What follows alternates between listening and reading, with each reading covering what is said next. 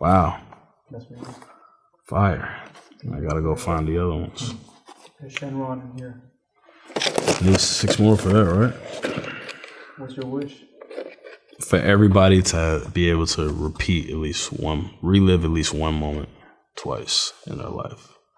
I was trying to think of something selfless for everybody, you know? But it'd be dope if everybody could just like relive, like you get one like replay of something, you know what I mean? And you could be old and just be like, you know what? I want to replay this memory and live that same day. You know, I think that'd be dope. What up? This is Bryson Tiller and you're watching The Box on MONTREALITY.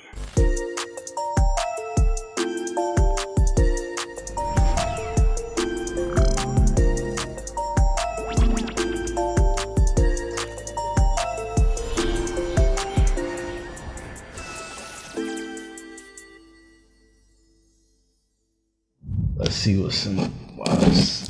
I feel bad. These stickers are dope. I'm not gonna look. I'm just gonna grab something out of it every time. All right. First things first.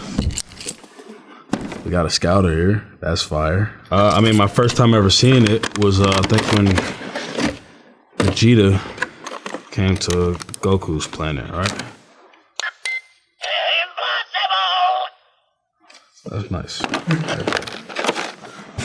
Some soft, so I'll do this one. Stewie. Okay. Oh, it's a puppet. That's crazy. A puppet with no mouth, but you know. Can you give us a little Stewie impression? Man, look, I don't want to butcher this legendary character right here. I'm trying to think of a Stewie catchphrase. First one that comes to mind when I see Stewie is probably, Mom, Mommy, Mom. I always think about that because I went through that. He's the one that they underestimate, you know? Like, I always liked how the parents just always like still treat him like a baby. They don't really see that he's a genius. You know, I always thought that was really cool. That's 64. Okay, it's probably like my 5th one ever in life. Let's see. Pokemon Snap. I used to love Pokemon Snap. I used to play this a lot. Man, I might have to play this, bro. But I used to really enjoy this. Wow, Fighting Force 64. I wish I could see this guy's face. You remember that game? Yeah, I remember this game. Kind of niche, Yeah, I played this game. Yeah, this is GoldenEye. I used to play this a lot.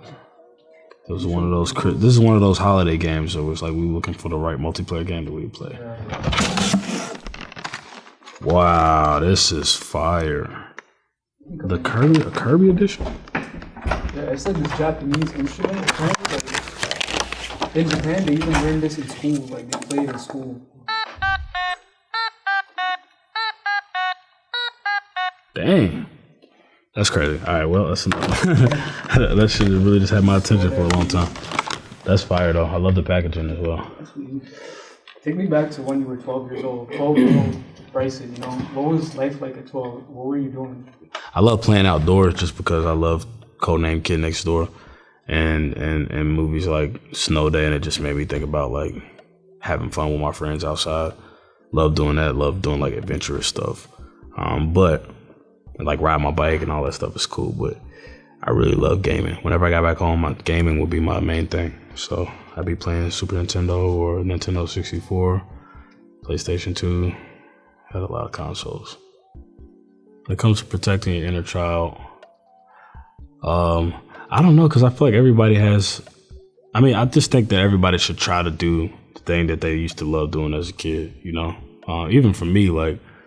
You know, designing my gaming stuff recently, it just made me think about like how much I love video games. I'm like, man, I love this so much, and I feel so happy doing it. You know, even when I'm playing video games, it makes me feel good too as well. Like Apex Legends is one game that makes me feel young again every time I play it.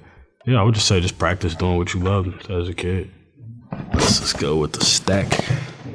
Oh, we got the Xbox games, Enter the Matrix. I had this game. Bullet Time.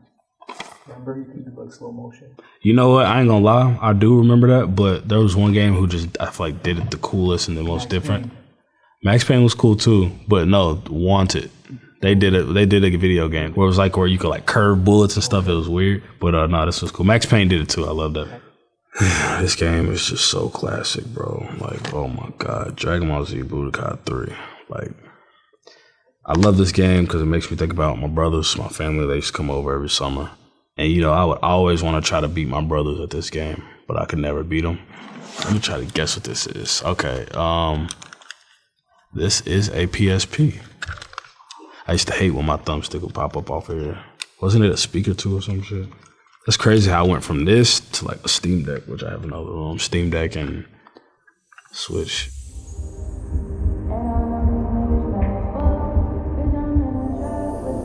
Hey Maestro, can you create a classical music playlist to get me in the zone for my show?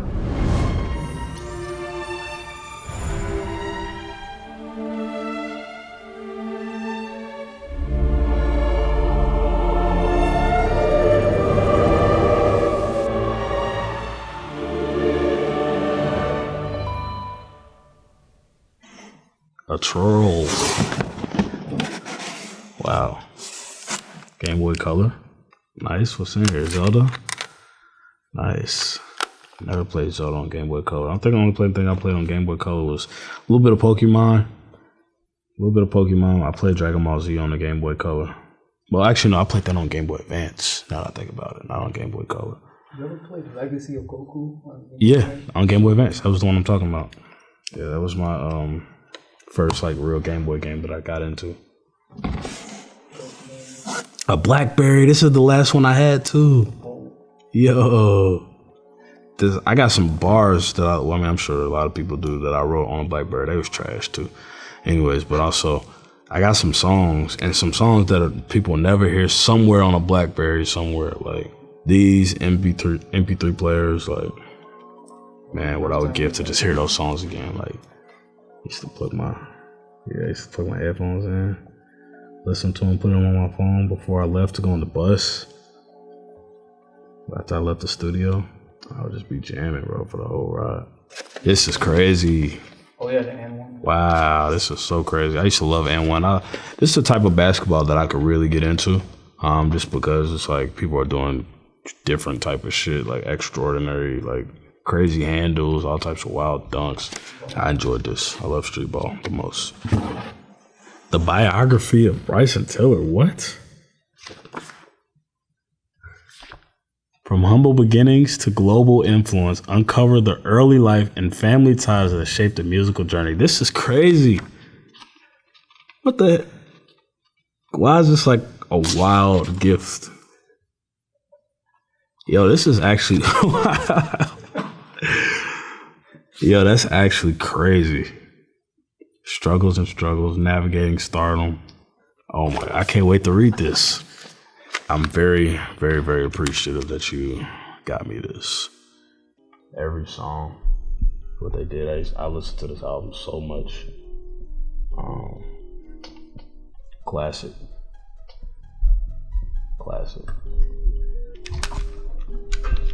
I can't wait to.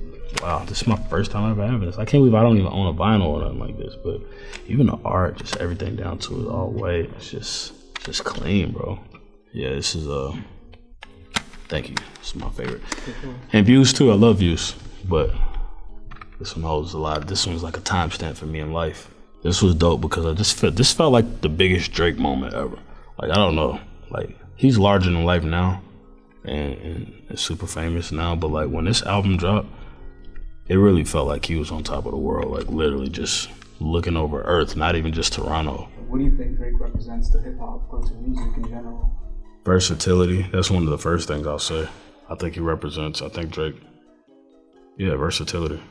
I'll say that's the first thing because there's not too many artists that could do that. That could sing well and then rap well. This one too, I don't know how strong of a connection you feel to this one. Yeah, I love this album too, man. This it was just so elegant, man. Like just like the album cover, it was like very tasteful raps, tasteful production. This is the perfect album cover to like symbolize what this album meant. Classic. There you go. Yo, I'll tell my PlayStation 2, my Xbox story real quick. So I think I had maybe like 4 of these. My cousin's boyfriend used to steal them from me all the time, or whoever he had over would steal them from the crib, and I was so sick about it. And then this came out, I think not long after, or maybe it was already out, but not too many people was playing the Xbox. And then I switched to Xbox. I kid you not, nobody ever stole this ever again. It was like they didn't want nothing to do with the Xbox. So I'm actually glad that happened, because I was stuck with Xbox for like 3 more generations after that. When I was a kid, people would say things like, you know, children are the future. And, you know, as a kid, I never really got it. I was like, oh yeah, sure, we're the future. But like, then I thought about it. The more I got older, I was like, oh, that's what they meant by like, we're the future. Like, we're the ones who are supposed to like, 1, be great people, you know, and then 2, do amazing things with life, inspire more people, not just to do amazing things, but just like to be good people, just good civilians, good humans overall. So, I would say if you hear somebody say that you guys are the future, children are the future, believe them. You know, whatever you want to be, you can be it. You can believe it. You can achieve it. One of the most corny things, cliche things you'll ever hear, but like I feel like it's just so real. You know, I used to sit in an auditorium and just like I could just see me on stage someday. And tonight I'm performing for a sold out crowd in Montreal.